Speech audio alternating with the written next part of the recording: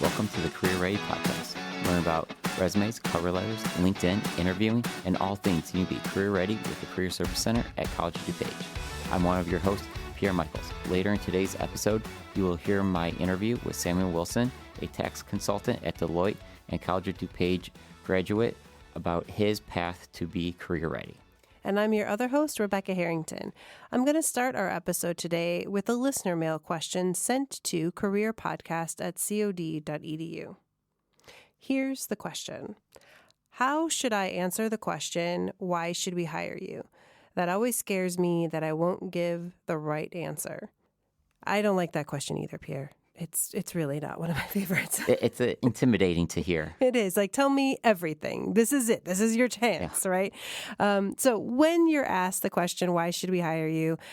Focus on highlighting your relevant skills, experience, and talk about how you align with the company's needs and culture. Showcase your unique value. Explain how your strengths are going to benefit the team and the company's success. Remember to mention specific accomplishments and quantifiable results to back up your claims. And remember that they chose to interview you. So you may have some things that they want, right? They obviously saw something. So just to kind of go over those, I mentioned a lot of things, right? But, the takeaway is connect you to the job. You need to showcase that you want this particular job and you want to work at this particular company and why you are going to be able to bring to them what they need. So that means you want to look at the job description, right? Clearly identify the skills and experience from your resume that connect to that job description and make sure you're highlighting those skills and your unique abilities. Mention anything that's maybe specialized that might set you apart from other candidates. And with that, make sure that you're quantifying those achievements. So give any numbers you have or, we haven't heard Samuel's interview yet, but I have. And he mentions telling stories in an interview. And I think telling stories is a great way to not just say, oh, hey, I have this skill. It's a way to prove that you have this skill. And then lastly here is show your understanding of the company. So that means that you need to do research on the company before you go into the interview. And, I'm going to stop here for a second. Pierre, do you have any tips for researching a company before going into an interview? So there's a few things that you could be doing as you go into that interview and you want to get a better understanding of the company. The first thing is go to their website. Mm-hmm. Read the company's website. Definitely look at their mission statement, their value statements, things like that. But what else are they showcasing on the website? Going to their social media, Go to multiple platforms. LinkedIn is great because that's a professional platform where you'll get some information. But then what are they doing on other social media platforms where maybe a different personality is coming out about that company? So then that could give you a little bit more insight into it. Just doing a general search of the company online. How are they showing up in the news? Those are great things to be aware of. And then if you can network and have some connections, maybe talk to people that are at the company, that will also give you some really good insight into the company. And then maybe also they could help you understand that interview process and how that company approaches the interview. Absolutely. And then it's harder to find out information about the specific department. So sometimes that might be looking up the employees in that department on LinkedIn. Yep. See if they have anything. But the other is, I would just say, pay attention during the interview. Usually this question of, why should we hire you is going to come towards the end. So make sure that you're paying attention during the interview and take note of projects that they mention or, things that they maybe say, this role is going to help us with X, Y, and Z. So it's a little bit of a kind of on the spot part of it. Yeah. But that's where coming prepared with these are the skills I know they're looking for, and this is how I can demonstrate those. And then you can kind of make that quick connection to the projects that they're working on. So just as a recap, right, go beyond just your basic skills. go deeper into those NACE competencies that we're always talking about, like problem solving and teamwork. And again, that personal touch of talking about you as an employee and how you can come in and be a strength to them and help them, and focus on the future, right? So you're talking about, how you're going to be able to come in and move them to the next step that they want to get to. So I think it's a scary question, but one that if you plan ahead and make those connections between the company, your skills, your past experience, and thinking about the future and what they're looking for, you can build a great case for why they should hire you. All right, so now we're going to listen to Pierre's interview with Samuel Wilson about his success as a student and early career professional. For today's episode, I'm excited to have Samuel Wilson, a College of DuPage outstanding graduate of the 2022 class. He has since transferred, completed his bachelor's, and has entered the workforce in his desired field. Samuel, thank you for being here today. Awesome. Thanks for having me on, Pierre. Right. So as we get started here, I'm so excited that we have you here. I get to know you as you are here, but the listeners need to get to know you. So can you provide a quick introduction, or as we like to say, your elevator pitch? Yeah, of course. So I first started out here at the College of DuPage right during COVID. So during 2020, everything was shut down. And I decided to pursue accounting. Main thing, quick shout out to Maureen Macbeth here at the accounting department. She really inspired me in trying to pursue a career, and I got really passionate with tax accounting. And from there, I kind of just took with it where I was. So as Pierre noted, I graduated here. I gave the commencement speech as the COD Outstanding Graduate in 2022. And then I transferred down to U of I, down at Urbana-Champaign, to really get into, dive deep into my field of accounting. And that's where I was able to network, and I'm where I am currently today at Deloitte Tax, doing tax consulting for various corporations that are within our communities. Down at U of I was able to really hone in to my craft, and I was able to graduate as the valedictorian award over there, which is also called the Senior 100. And from there, I've just kind of started into the workforce, and I'm really enjoying, my day in and day out working at Deloitte Tax. So, yeah, that's a brief introduction about myself. Some things that I like to do, some things that I like to do for fun. I'm big into board games, really love that. Some strategies, and I've really recently picked up pickleball as a cute kind of hobby where, me and my friends go on the weekends, and especially with nice days like today, you can go out and have fun. So, yeah, that's a quick, minute or two about myself. And yeah. Yeah. Thanks for that introduction. I got to learn a little bit more about you. And I have some various questions for you, but we'll try to stick on topic right now. For sure. So you mentioned Maureen Macbeth here helping you get into accounting, but can we just expand on that? What really made you decide to go down this path, and what helped confirm this path for you?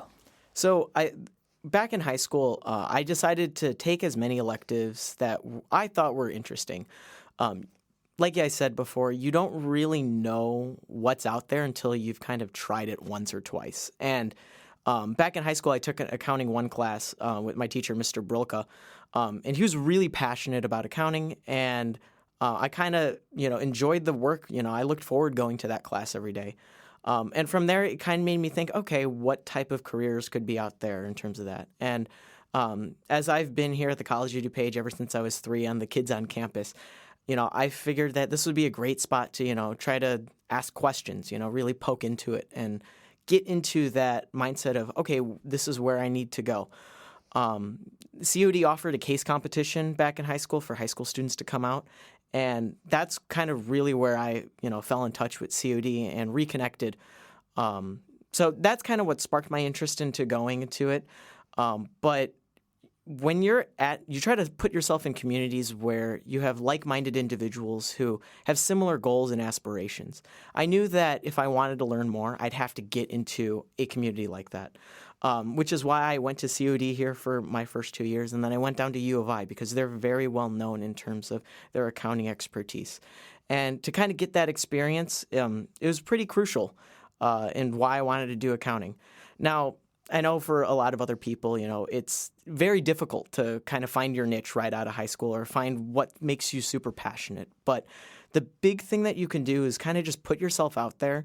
And not what I mean like put yourself out there, you talk to everybody, but you really find things that take your interest and you want to learn more about that. And it's okay to feel uncertain. It's okay to have doubt. I had tons of doubt, throughout my, 4 years in college. And, as we move on today, it's okay to feel stuck. But having that mindset and trying to reassessing your situation, thinking about it, every 3 to 6 months, am I going into something that I really enjoy? That's super crucial, especially for young students as they get into their academic journey. Yeah, great. I really appreciate hearing that. You were introduced to it early on, and you just kind of were drawn to it, had this passion, continuing to grow in it, but you had your doubts at times. And I'm sure there are others that have those doubts, and yours just kind of were something that you moved on from, where other people may have those bigger doubts, but then you're thinking if those periods prolong, well, then you just reassess your path. Exactly. And you don't have to find it all, on the first go. I was interested in audit for a little bit. I was interested in, I was thinking about going to NIU. There were so many different options that I could have, taken my, academic and professional career. And, it's important, like you said, having those check-in points where like every 3 to 6 months, am I happy? Am I content on doing, what I want to do? And, I feel like you'll get to a point where you'll decide, it might not be in your 20s, it might be later on, but where you go, this is what I truly want to do. And if students kind of have that mindset, it can really help them through the college process where, everyone's throwing everything at you and there's so much that you can do and you feel like the world's at your fingertips. Yeah. So as you moved forward through this process and maybe working through some of those periods of doubt and then confirmation of your path, what were some of those resources that you utilized as a student to help you move forward in your journey? Yeah, I think the biggest resource in college and, in the professional workspace is the people that you interact with. Like I said before, like professors, peers, especially people here at Career Services, they have the connections with, the outside world, things that, where you are today, how can you get to your goal or how can you get to your dreams in terms of that? And just being able to connect. And it, you don't have to make it like a targeted approach. Like I need to talk to him to get here. I need to talk to him to get here. But getting in that comfortable mindset of just, hey, I can just go out, I can reach out to somebody, I can, engage in a nice, pleasant conversation. And, if, I hear about some opportunity, I can ask and inquire a little bit more and go on from that. Within the classroom, we should try to engage not within, but also beyond it. There's so many clubs, programs, events here, especially at COD, that students can just get involved in. And that is probably the biggest thing that you could do is just being active in college life and not just focusing on your academics. Academics are important. They build the foundation of your career, but what makes you is what you do outside of it. The skills that you build in the classroom, how can you translate that to your career? How can you translate that to other, clubs and activities? And taking those experiences, you can really enhance the club. I'll just speak from personal reference of VITA. Here at the College of DuPage, they offer a volunteer income tax assistance program for low-income individuals to come in and get their tax returns filed. When I went into it, I had a vision of like how I wanted to scale the program. Here's my thoughts. Here's my inputs. And using that along with the teachers and the professors, as well as some of the other students who are in the program, we were able to scale that program up to where it is today, where we are now, I think, the #1 center in Illinois in terms of getting that tax prepare service complete. And I would say without having that type of goal or that mindset outside of, my tax class that I took here, it wouldn't have gotten to where it is today. And that is the impact that not only employers are looking for, but that's the impact that I think everyone should try to make at their communities at large. Yeah, I love it. Being involved, the network, those connections. And I just have to bring it back to some things about you. You're an outstanding graduate and a valedictorian. So meaning Yeah. that you had really good grades, but talking about being involved as the more important thing. And I have to believe some of that involvement really made the classroom learning just more impactful, more meaningful because you got to see it applied in different ways. Exactly. And I think the big thing is finding that why.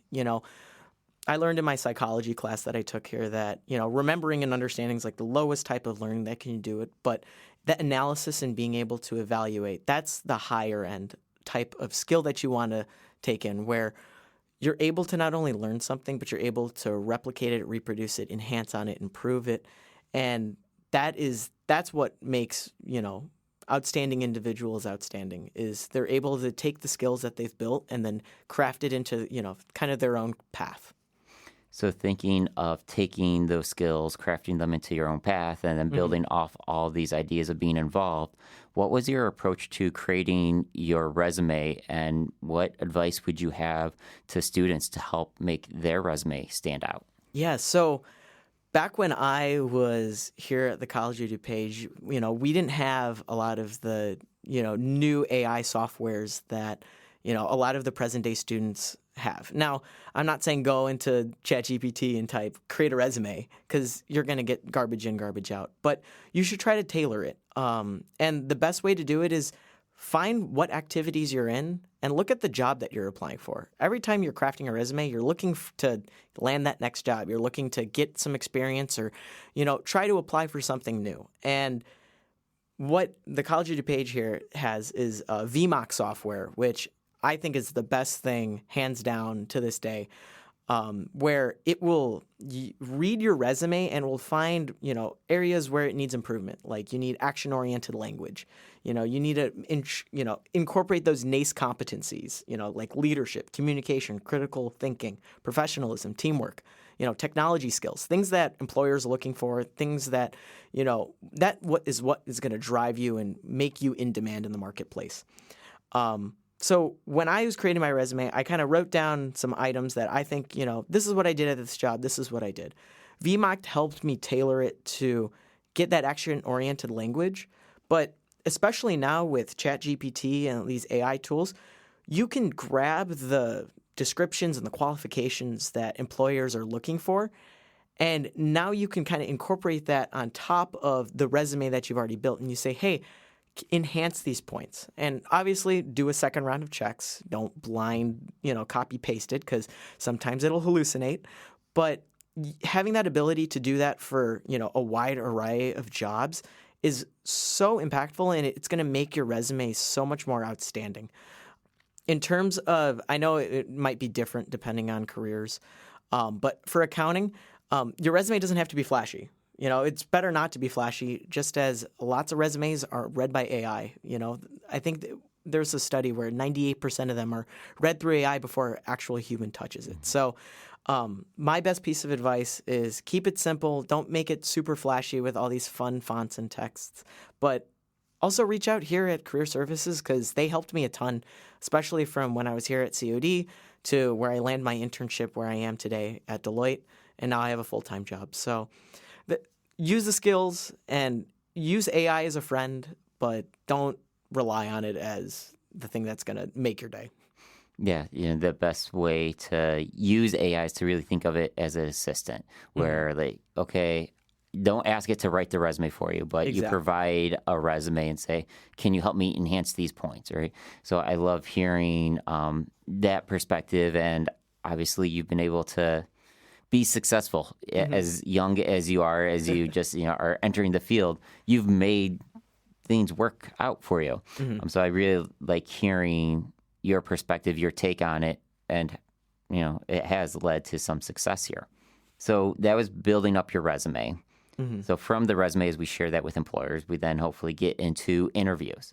So can you just share some stories from your interview experiences, maybe some challenges, and how you worked through those?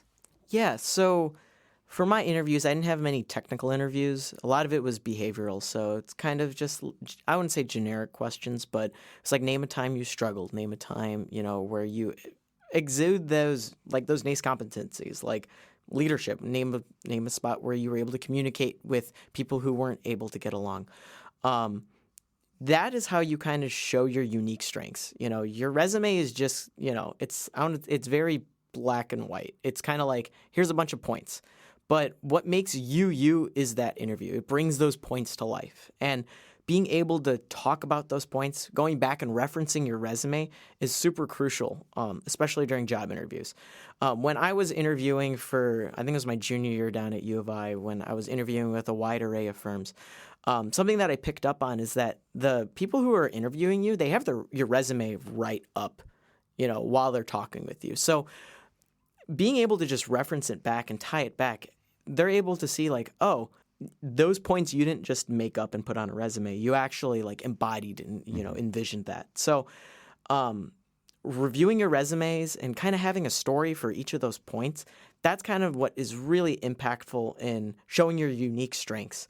Now, for a lot of people, I know when I first started, it was very kind of difficult in terms of getting that communication skills up and running.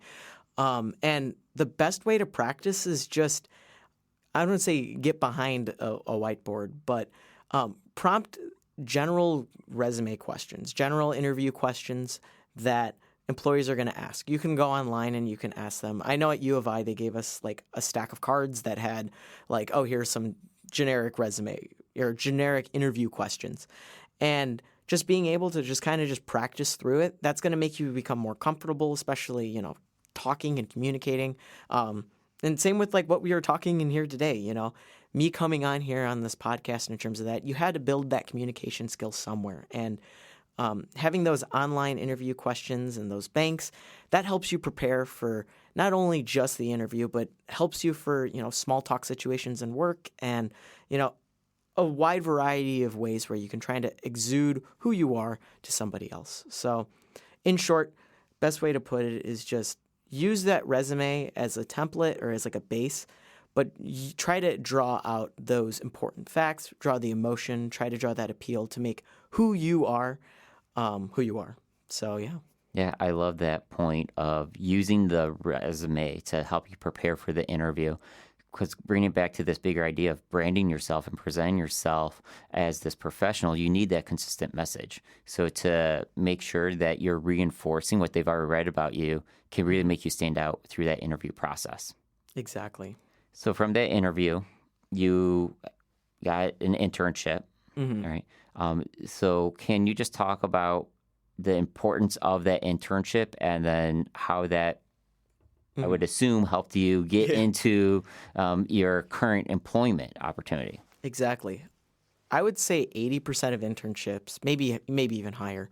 The whole point of an internship is to try to bring you on full time. So trying to get that internship or trying to get experience to get to an internship is crucial. Like, I would say most entry-level jobs now are looking and they want to have some experience of some sort. You did something. It's not like you just decided to wake up one day and just, I wanted to go apply and give that chance. You kind of have to show that initiative. So the internships or part-time jobs or volunteering, those are crucial as it builds your resume up to, trying to set the tone of who you are and what you want to be. But once you get into that internship, you also should network. That's essential in trying to make connections and leads to new opportunities.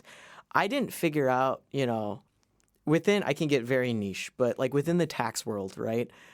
I didn't know that there was a difference between doing like tax returns and doing like consulting type work where I'm going to companies and we're analyzing, here's ways that you can use the tax code to help you save money and help you invest in the community at large.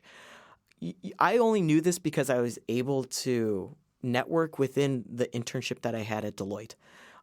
That is, for a wide variety of jobs, there's so much that you can learn that's just in the job, and building those real relationships and not just trying to like game it, that's essential. And it helps you leverage your network. It helps you solve problems. And it also gives you that mindset of, hey, this is something that I'm interested in. This is something that I want to do.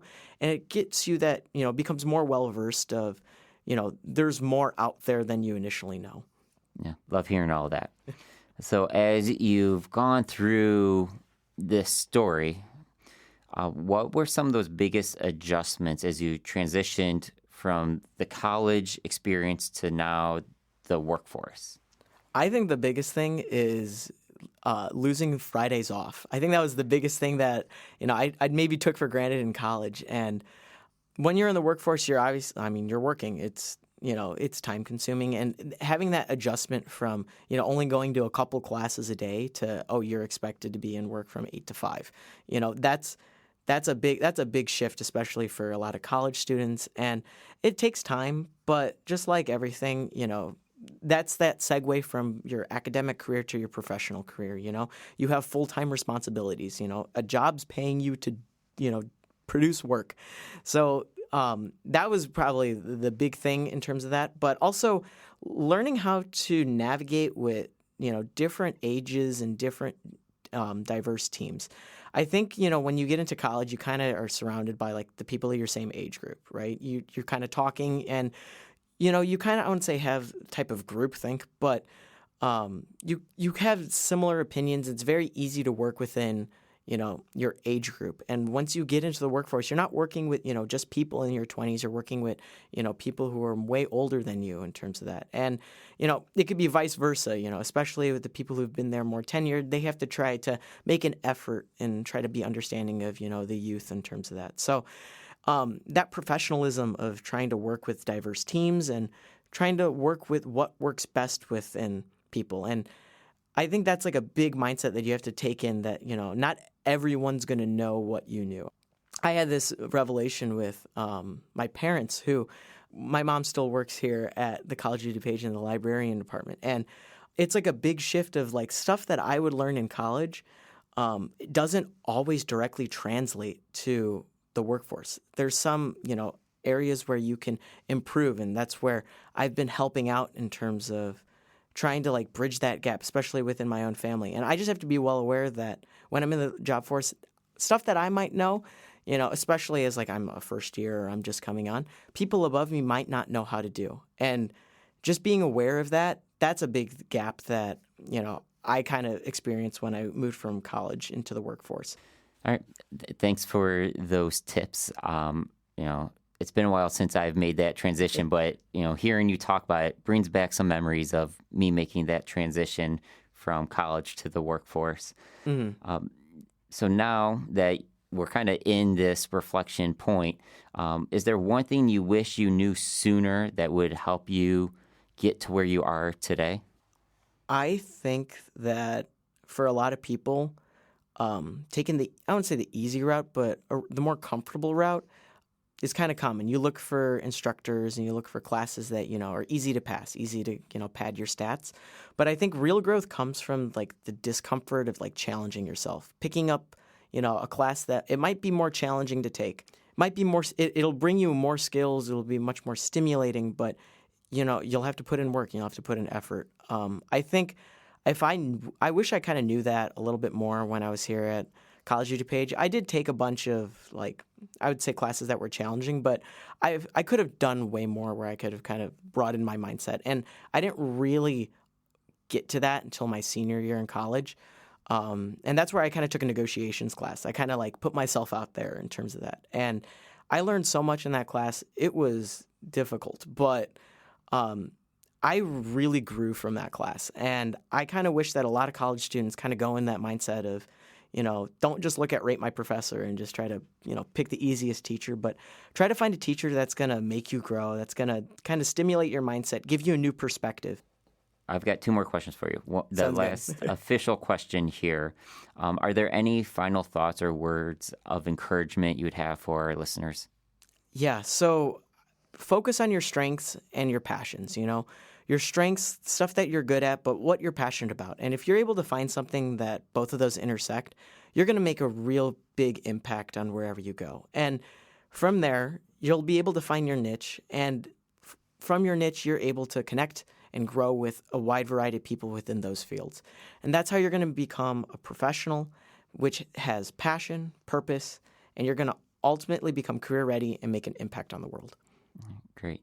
I wish we were ending it there, but I said I have one more question for you. Of course. So I want to circle back to your elevator pitch. Sounds good.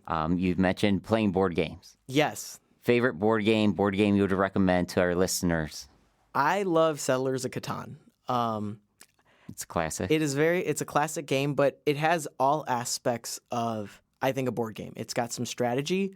There's a little bit of luck in there, but it's also communication, table skills, you know. You have the hard skills and you have the soft skills, and you kind of have to interweave those two. And I think it's probably the best way to grow yourself as an individual for fun. And, you know, it might not be, you know, everyone might have different opinions in terms of what's their favorite board game, but I think it really culminates a lot of skills that are successful in the game, but also, you know, as your career or, you know, you as a person at large.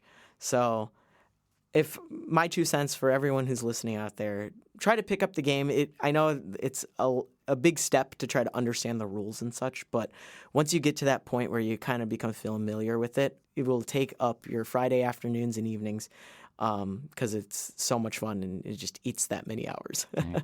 Well, I really appreciate how you took this last question, circling back to the elevator pitch, and you tied it right back into how it helps you be career ready. So thank you for all this wonderful insight you provided. Of course. Thanks, Pierre, for having me on.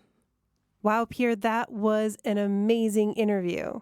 Yeah, anytime you get to have a conversation with Samuel, you just have to take advantage of it because he's got such a positive attitude, such a wealth of experiences that he's taken on. And he's only 1 year removed from college. Absolutely. And yet down to earth, regular student. So I think his advice was spot on. And I love taking these opportunities after an interview to just quickly highlight, right, some of the things that I would say are good takeaways from the interview. And one of the first things, and you pointed out in the interview, was he shouted out his teacher. And and then he also said people are the biggest resources. And I think that is so important. I know when I was in college, I did not take advantage of faculty like I should have. And getting to know your faculty, asking them questions is one of the best ways to learn about different careers and to get ahead, get forward, you know, on a career.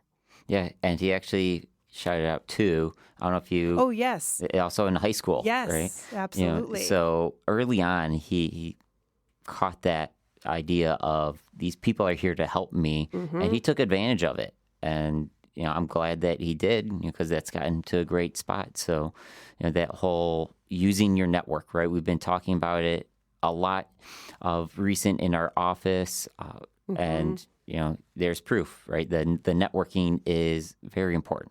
Yeah, and with that high school piece, the other thing that I caught too was take as many electives, or he said, I took as many electives as I thought were interesting, right? Like the idea of, you know, this is a person who seems like if I saw him today and I was a younger student, I'd be like, wow, this guy, he's got it all together. He knew what he wanted to do and he made it happen.